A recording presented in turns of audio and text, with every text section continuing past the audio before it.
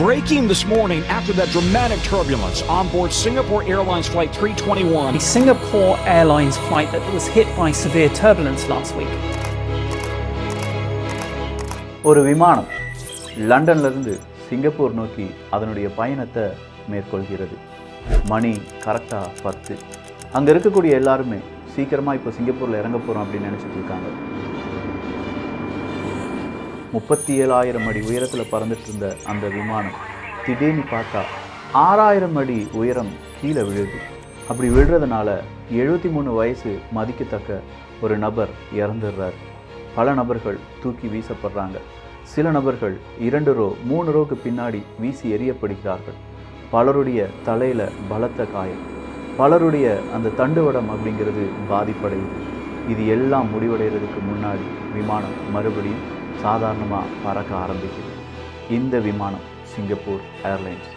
இந்த விமானத்துக்கு என்ன நடந்துச்சு? சாதாரண ஒரு விபத்தா, இல்லை எதிர்வரும் காலங்களில் இதே மாதிரியான சிக்கல் பல விமானங்களுக்கும் வரப்போகிறதா? ரொம்ப ரொம்ப முக்கியமான இன்றைக்கி நீங்கள் விமானத்தில் பயணத்தை மேற்கொள்ள போகிறீர்கள்.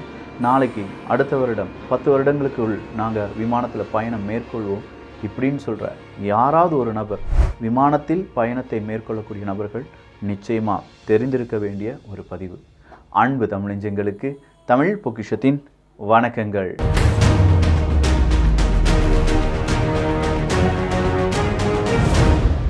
ஒரு விமானம் அப்படின்னு சொல்லும்போது கண்டிப்பாக நமக்கு கிராவிடேஷனல் ஃபோர்ஸ் அப்படிங்கிறது தெரிஞ்சிருக்கும். இதை ஜி ஃபோர்ஸ் அப்படின்னு சொல்லுவாங்க. இந்த சிங்கப்பூர் ஏர்லைன்ஸ் அப்படின்னு சொல்லக்கூடிய இந்த விமானத்தினுடைய கிராவிடேஷனல் ஃபோர்ஸ் 4.6 செகண்ட்ஸில் 178 அடி அப்படிங்கிறது திடீர்னு பார்த்தா ஆல்டிடியூட் ட்ராப் அப்படிங்கிறது ஆகுது. ஆல்டிடியூட் ட்ராப் ஆகக்கூடிய இந்த விமானத்தில் அடுத்த 19 செகண்ட் என்ன நடக்குது அப்படின்னு பார்த்தீங்கன்னா மறுபடியும் ஒரு ஷேக்கிங் அப்படிங்கிறது நடக்குது. இந்த 19வது செகண்ட் முடிவடையும் போது விமானம் கிட்டத்தட்ட 362 அடி உயரமாக பறக்க ஆரம்பிச்சிருக்கு. அடுத்ததாக ஆட்டோ பைலட் மோடும் அங்கே இருக்கக்கூடிய பைலட்டும் இணைந்து இந்த விமானத்தை சரிப்படுத்தி விடலாம் அப்படின்னு நினைக்கும் போது தான் எகெயின் அந்த விமானம் கீழ் நோக்கியும் மேல் நோக்கியும் ஒரு விதமான அசைவுடன் செல்ல ஆரம்பிக்குது. எல்லாரும் தூக்கி வீசப்படுறாங்க. இதை தான் சிங்கப்பூர் ஏர்லைன்ஸ் விமானம் அனுபவித்த அந்த ஒரு தருணம் அப்படின்னு சொல்லலாம். இதை என்ன சொல்கிறாங்க அப்படின்னு சொல்லி பார்த்தா டர்பியூலன்ஸ் அப்படின்னு சொல்கிறாங்க. ஆனால் இந்த டர்பியூலன்ஸ் அப்படிங்கிறத புரிந்து கொள்வதற்கு முன்னாடி அந்த விமானத்துக்கு ஏற்பட்ட எக்ஸாக்ட் பிரச்சனை என்ன அப்படிங்கிறத தெரிந்து கொள்ள போகிறோம். ஜி ஃபோர்ஸில் ஏற்பட்ட ரேபிட் சேஞ்ச் அப்படின்னு சொல்கிறாங்க. ப்ளஸ் 1.35 ஜி ஃபோர்ஸில் இயங்கி கொண்டிருந்த இந்த விமானம் -1.5Gயாக மாறுது. அதுவும் வெறும் 0.6 செகண்டில். அடுத்த 4 செகண்ட் -1.5Gயாக இருந்த அந்த விமானத்தினுடைய அந்த கிராவிடேஷனல் ஃபோர்ஸ் ப்ளஸ் 1.5Gயாக மாறுது. அதாவது ஏறி இறங்கக்கூடிய அந்த வேவ் ஸ்ட்ரக்சரில் விமானம் அதனுடைய பயணத்தை மேற்கொள்கிறது அப்படின்னு சொல்லலாம். டோட்டலாக ஒரு 4.6 செகண்ட்ஸ்லேயே நாம் பார்த்த இந்த விஷயங்கள் எல்லாமே நடந்து முடிந்து விடுகிறது. 37,000 அடி உயரத்தில் பறந்த விமானம் அடுத்ததாக அதனுடைய ஒட்டுமொத்தமான பவரையும் இழந்தது மாதிரி பூமியை நோக்கி, பூமியினுடைய மையப்பகுதியை நோக்கி சும்மா சடார்னு கீழே விழுகுது. 6,000 அடி ட்ராப்புக்கு பிறகு தான் அந்த விமானம் சுதாரித்து அதனுடைய சரியான பாதையில் செல்ல ட்ரை பண்ணுது அப்படின்னு சொல்லலாம். சிங்கப்பூரினுடைய போயிங் 777-300ER அப்படிங்கிற இந்த விமானம் தான் இப்போது விபத்துக்குள்ளான விமானம். இது ஒரு ஆக்சிடெண்ட் அப்படின்னு சொன்னாலும் இது எல்லா விமானமும் அனுபவிப்பது தானே அப்படின்னு சொல்கிறாங்க. இந்த டர்பியூலன்ஸ்னால் என்ன? இது எப்படி ஒரு விமானத்தை இப்படி அசைத்து பார்க்கிறது? விமானத்தில் பயணம் மேற்கொள்ளக்கூடிய பலரும் உணர்ந்திருப்பாங்க. நம்ம ஒரு குண்டும் குழியுமாக இருக்கக்கூடிய ரோட்டில் பயணம் செஞ்சோம்னா, ஒரு வாகனத்துலேயோ பேருந்துலேயோ பயணம் செஞ்சோம்னா அங்கங்கே அப்படி இப்படி ஆடி ஆடி போவோம். ஆனால் விமானத்துலேயும் அதே மாதிரியான ஒரு ஆட்டம் அப்படிங்கிறத ஃபீல் பண்ணியிருப்போம். இதை தான் டர்புலன்ஸ் அப்படின்னு சொல்கிறாங்க. இர்ரெகுலர் மோஷன் ஆஃப் த ஏர். இந்த காற்றில் விமானம் பறந்து வரும்போது அந்த காற்றினுடைய அசைவில் ஏற்படக்கூடிய மாற்றம் தான் டர்புலன்ஸ் அப்படின்னு சொல்லி அறியப்படுது. ஸோ ஒரு டர்புலன்ஸ் ஏற்பட்டால் ஒரு விமானத்துக்கு என்ன நிகழும் தெரியுமா? அது ஒரு ப்ரொஜெக்ஷன் மோஷனை உருவாக்கும். ப்ரொஜெக்ஷன் மோஷன்னா ஒரு யூ ஷேப் கர்வாக கூட இருக்கலாம். அந்த யூ ஷேப் கர்வ் மறுபடியும் மேலெழும்பி கூட வரலாம். சொல்லப்போனால் சைன் வேவ் அப்படிலாம் நம்ம படிச்சிருக்கோம் பார்த்துறீங்களா?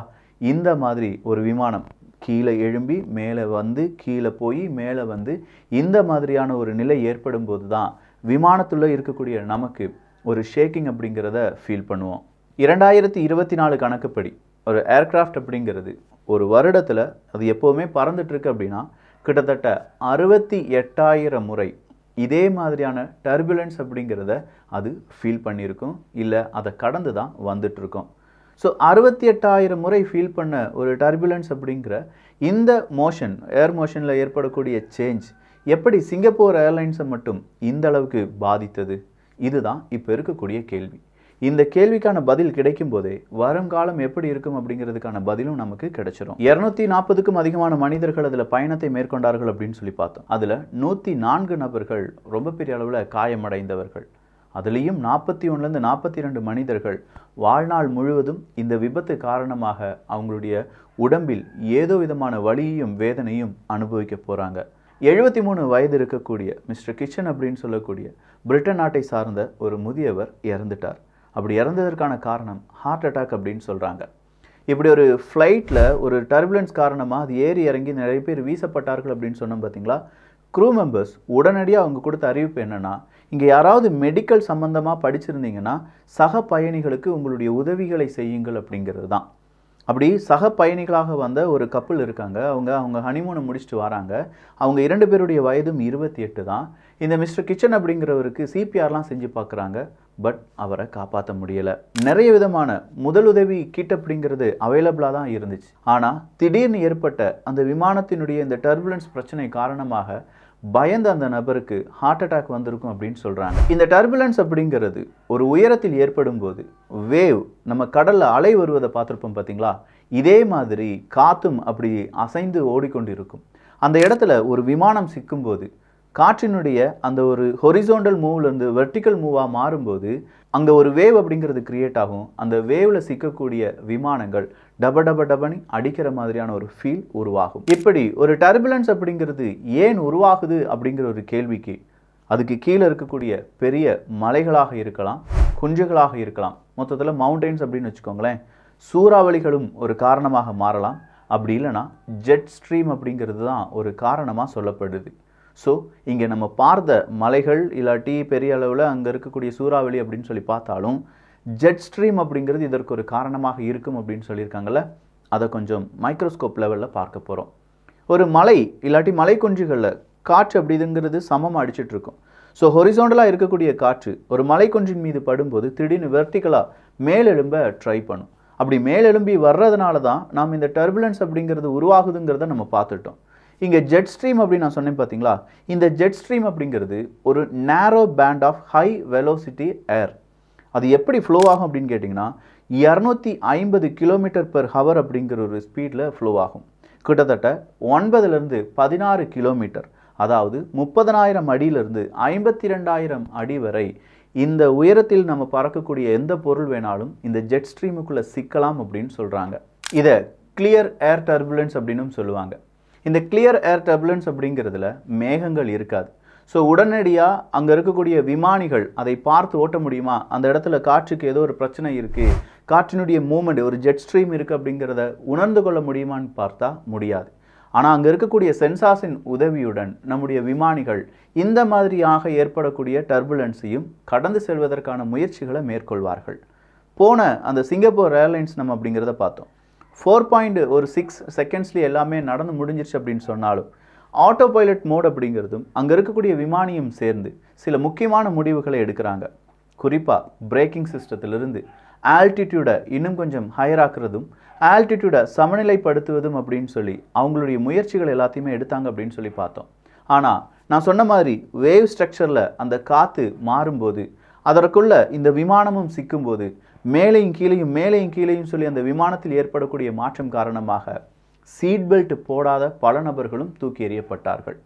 கொஞ்சம் செகண்ட்லேயே அங்கே இருக்கக்கூடிய விமானி எல்லாரும் சீட் பெல்ட்டை போடுங்க அப்படின்னு சொல்லி ஒரு அறிவிப்பு கொடுத்திருந்தாலும் சீட் பெல்ட் போடாத பல அந்த விமானத்தில் பயணத்தை மேற்கொண்டவர்கள் தூக்கி வீசப்பட்டார்கள். அப்படி நிறைய பேர் வீசப்பட்டதில் காயங்கள் அவங்களுக்கு மட்டும் கிடையாது, அவங்க போய் விழுந்தவர்களுக்கும் ஏற்பட்டது என்பதும் குறிப்பிடத்தக்கது. பட் இந்த விண்ட் டர்புலன்ஸ் அப்படிங்கிறது இன்னைக்கு மட்டும்தான் இருக்கா அப்படின்னு பார்த்தா இப்போ ரொம்ப கூடுதலாக இருக்குது. அதற்கான காரணம் கார்பன் டை ஆக்சைடாக இருக்கும் அப்படின்னு சொல்லி ஸ்டடியை செஞ்சிட்ருக்காங்க. அது எப்படி? காற்று வெப்பமடைகிறது, வெப்பமடைந்த காற்று மேலெழும்பி வருகிறது. அப்படி மேலே வரக்கூடிய காற்றின் காரணமாக டர்புலன்ஸ் அப்படிங்கிறது அதிகமாக ஏற்பட வாய்ப்புகள் இருக்குது அப்படின்னு சொல்கிறாங்க. இப்போ இருக்கிறத விட 2050லேருந்து 2080க்குள் இந்த டர்புலன்ஸ் அப்படிங்கிறது 3 மடங்காக இருக்கும் அப்படின்னு சொல்லி நம்முடைய விஞ்ஞானிகள் கண்டுபிடிச்சிருக்காங்க. 1979 விட அமெரிக்கா நார்த் அட்லாண்டிக், இந்த அமெரிக்கா நார்த் அட்லாண்டிக் அப்படிங்கிற அந்த வான்பகுதியில் தான் அதிகமான விமானங்கள் அப்படிங்கிறது பறக்கிறது. ஸோ அதிகமான விமானங்கள் பறக்கக்கூடிய அமெரிக்கா நார்த் அட்லாண்டிக்கில் 1979 இருந்ததை விட 55% அப்படிங்கிறது இந்த ஏர் டர்புலன்ஸ் அப்படிங்கிறது அதிகமாகி இருக்கிறது. 2024 நம்ம நிற்கிறோம். 2050லேருந்து 2080க்குள்ள இது பல மடங்காக உயரும் அப்படின்னு சொல்கிறதுக்கான காரணமே இந்த climate change, carbon di oxide அப்படின்னு சொல்கிறாங்க விஞ்ஞானிகள். அதே மாதிரி ஃபாஸ்ட் ஜெட் ஸ்ட்ரீம் அப்படிங்கிறதும் 2% இன்க்ரீஸ் ஆக வாய்ப்புகள் இருக்குது. ஸோ பூமி சூடாக ஒவ்வொரு டிகிரி செல்சியஸ் பூமியினுடைய உஷ்ணநிலை மாற மாற இந்த ஜெட் ஸ்ட்ரீம் விண்ட்ஸ் அப்படிங்கிறது 2.5 டைம்ஸ் இன்க்ரீஸ் ஆகிறதுக்கான வாய்ப்புகள் இருப்பதாகவும் சொல்லப்படுது. இவ்வளோதான் காரணமா? காற்றில் இல்லாட்டி காற்றினுடைய திசையில், காற்றினுடைய வேகத்தில் ஏற்படக்கூடிய மாற்றம் தான் இந்த டர்புலன்ஸாக வருது அப்படின்னு சொன்னாலும் ஏர்போர்ட் ரீஜனில் இதே மாதிரி காற்றினுடைய அந்த ஒரு மோஷனுக்கு பெரிய அளவில் சேஞ்சஸ் இருக்கும். ஒரு விமானம் தரையிறங்கும் போது ஆனாலும் சரி, ஒரு விமானம் மேலெலும்பி பறக்க ஆரம்பிக்கும் போதும் சரி, மிகப்பெரிய அளவில் என்ஜின்லேருந்து வரக்கூடிய அந்த ஃபோர்ஸ் காரணமாக காற்றினுடைய மோஷன் அப்படிங்கிறது பாதிக்கப்படும். இதனால் கிரவுண்ட் ஸ்டேஷன்லலாம் இந்த டர்புலன்ஸ் அப்படிங்கிறது இருக்கும்.